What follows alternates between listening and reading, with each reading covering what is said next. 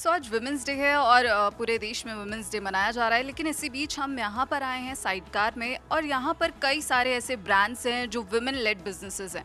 लेकिन सबसे पहले हमारी नज़र गई यहाँ पर, ये जो ज्वेलरी का एक आप स्टॉल देख रहे हैं, यहाँ पर क्या खास है और आखिर इनकी जर्नी कैसे रही ये पूछेंगे। मैम पहले आप अपना नाम बताइए।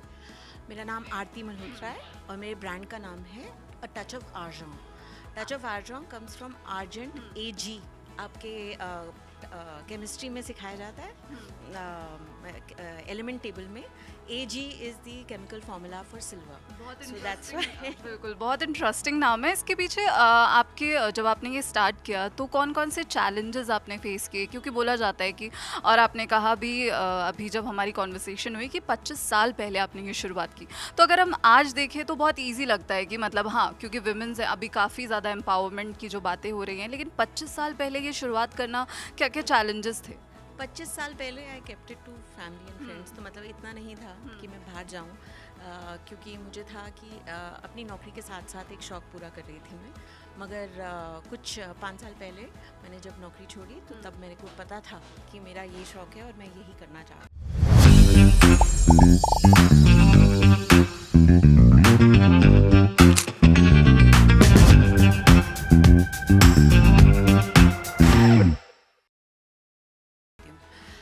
जहाँ तक चैलेंजेस की बात है तो चैलेंजेस तो हर बिज़नेस में होते हैं और हमारे बिज़नेस में भी आते हैं। कभी कुछ वेंडर्स की इशू आती है, कभी कमिटमेंट की इशू आती है।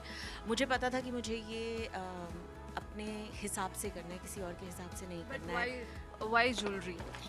Jewellery because jewellery is an expression. हमें सिखाया जाता है कि देखिए, बनने संवरने का शौक़ सभी को होता है। मैं तो कहती हूँ आदमियों को भी होता है, औरतों को भी होता है। औरतों के पास एवेन्यूज़ ज़्यादा होते हैं। हमें बताया जाता है सोना चांदी ये अर्लूम पीसेस होते हैं, आपकी आइडेंटिटी रहते हैं और ये हमेशा रहेंगे। If you take care of them और उनका संभाल रखेंगे और अपनी कलेक्शन बनाएंगे तो आप भी इंजॉय करेंगे। मेरे पास भी पीसेस हैं जो मेरी मदर की नहीं, मेरी ग्रैंड मदर के भी रहे हैं। तो सिमिलरली मैं चाहती थी और लोगों को भी अपॉर्चुनिटी मिले यूनिक पीसेस कलेक्ट करने की, मशीनी पीस नहीं। हमारे हिंदुस्तान में इतने सारे आर्टिसंस हैं, इतने सारे डिफरेंट क्या कहते हैं स्टाइल्स ऑफ आर्टिस्ट्री हैं, डिफरेंट। जहाँ अगर आप साउथ में जाएंगे तो आपकी टेम्पल ज्वेलरी होती है, उड़ीसा में जाएंगे तो ट्राइबल आपका रहता है आर्ट, या आपकी नक्काशकारी होती है, या जो आप कुंदन वर्क देखेंगे जो हमारा जयपुर से है। तो हम अपने आप को क्यों रिस्ट्रिक्ट करें? हमारे बहुत सारे पहलू रहते हैं as a woman. We are wife, mother, daughter, entrepreneur, worker, corporate worker, sports person, etcetera. सवाल मैं आपसे पूछूंगी कि आपकी थ्रू आउट द जर्नी अगर बात करें या फिर आपकी ज़िंदगी में कौन who is the most inspiring women of your life? The most inspiring woman of my life is the women in my family. I don't need to go further. उन्हीं को देख के आपने सीखा है कि कितनी सारी चीज़ें मैनेज कर लेते हैं।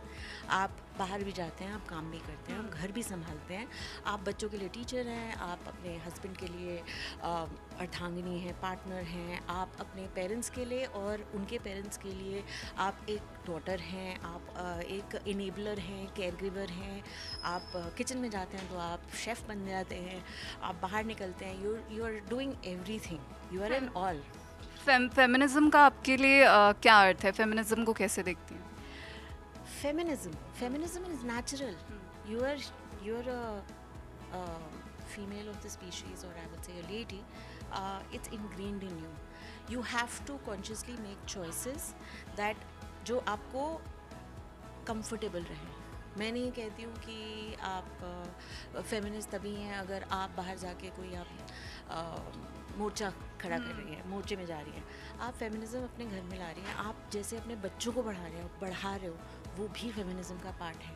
आप अपने बच्चों को सिखाएंगे how to treat a woman, that is also part of feminism. That's actually ज़्यादा रियलिस्टिक फेमिनिज्म तो वही है, क्योंकि दो बोर्ड उठा के फेमिनिज्म शायद नहीं होता। जब आप अपनी कंपनी में अपने हक के लिए लड़ते हैं, आप बेटरमेंट के लिए लड़ते हैं, आप ग्लास सीलिंग को नहीं देखते हैं, आप जो करना चाहते हैं वही करते हैं, उसे फेमिनिज्म कहते हैं। मैं rather than saying, अगर हम यंग वुमेन एंटरप्रेन्योर्स की बात करें तो उनके लिए क्या मैसेज देना चाहेंगे, या फिर what's your success Mantra for young generation? I think उनको सिर्फ एक चीज़ रहनी है, हर दिन नया दिन है. Failure is actually path to success. तो फेलियर को फेलियर मान के नहीं चलिए, रुकने के लिए नहीं चलिए.